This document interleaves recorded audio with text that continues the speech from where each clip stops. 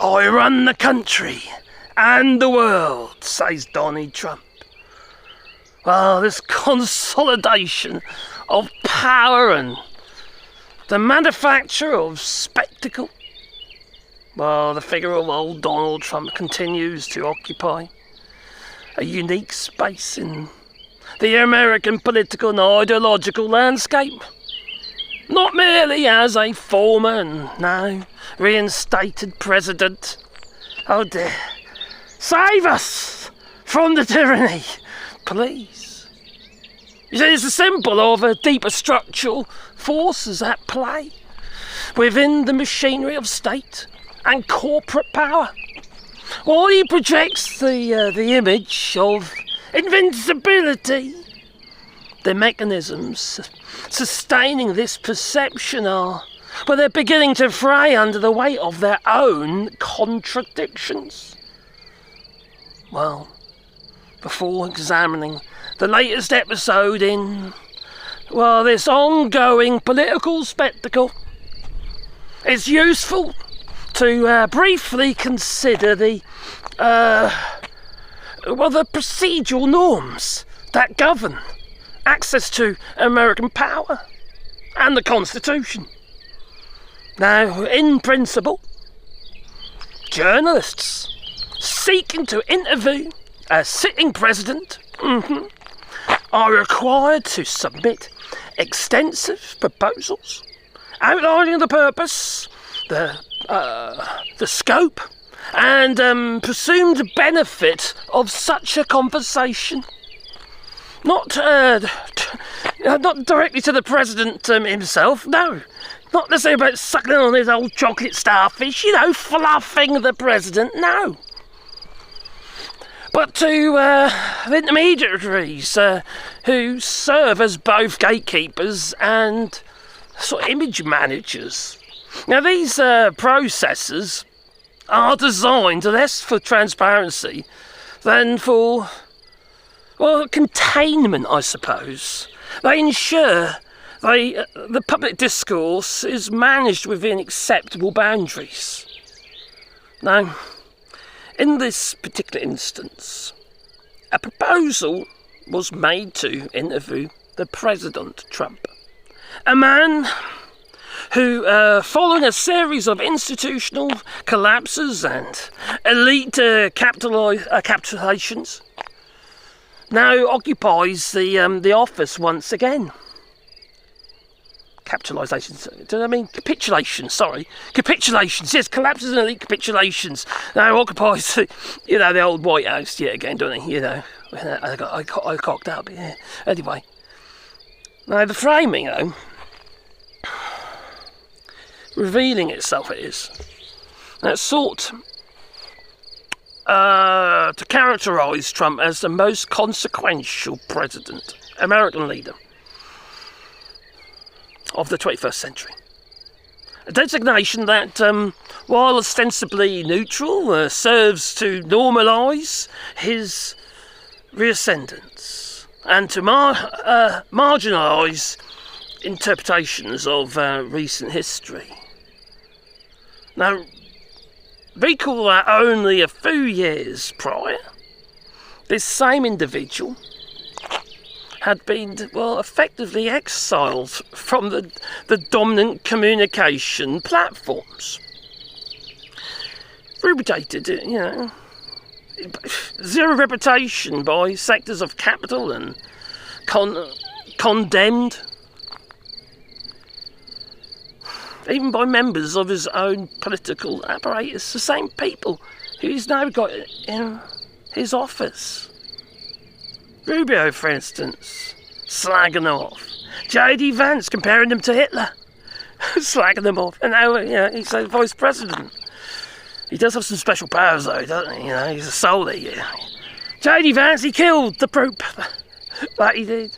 One look at him is enough to kill any bugger, isn't it? That's a fucking eyeline, I'm sure of it.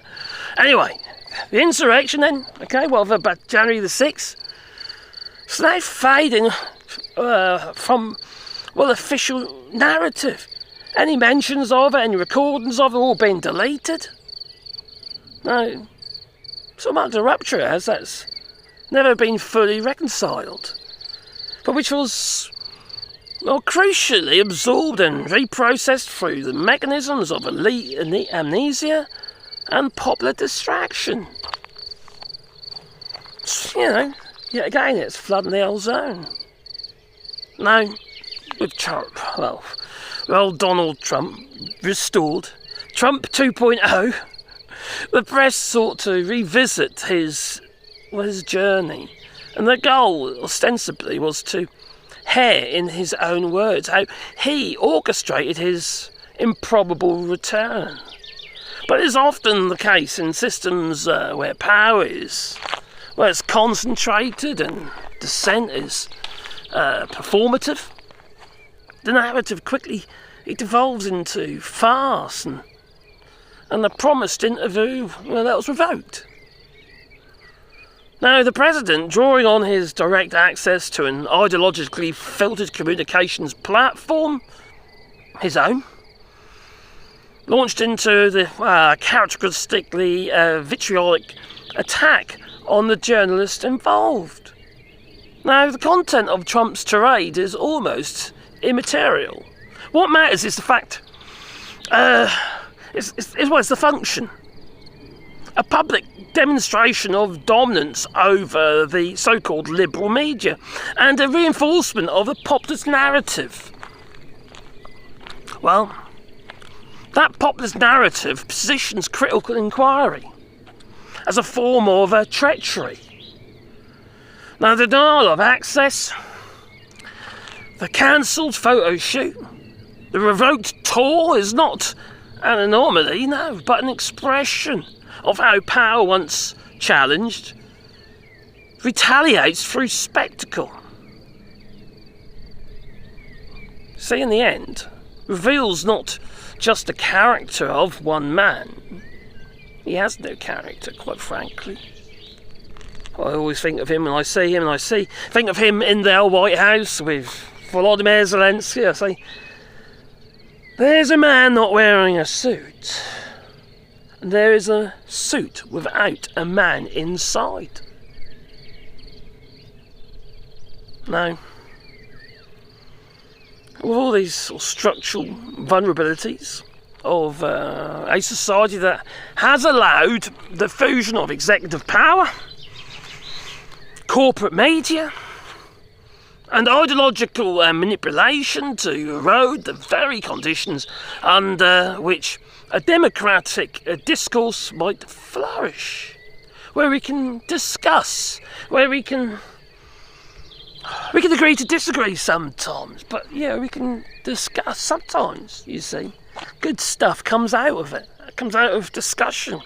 You see, sometimes you have to chew on the things that you disagree with to learn, to understand, you know.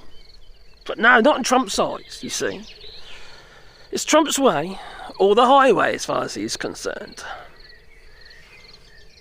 And he does have his advisors, but all his advisors are all on the same wavelength.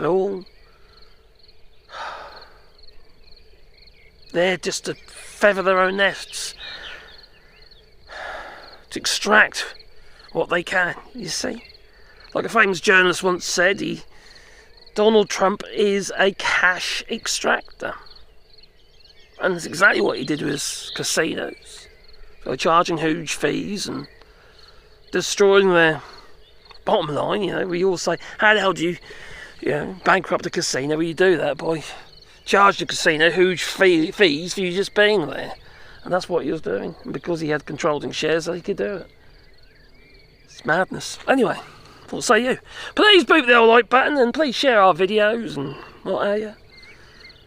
Yeah, but the sun is dropping now and it's going down over the horizon. There you go. Where's the sun? Oh, we got a sunset. That we have, yeah. But I say, please boot the old like button, and if you want to support the channel, you can do it on Patreon or buy us a coffee, and the links are down below if you want to do that, you know.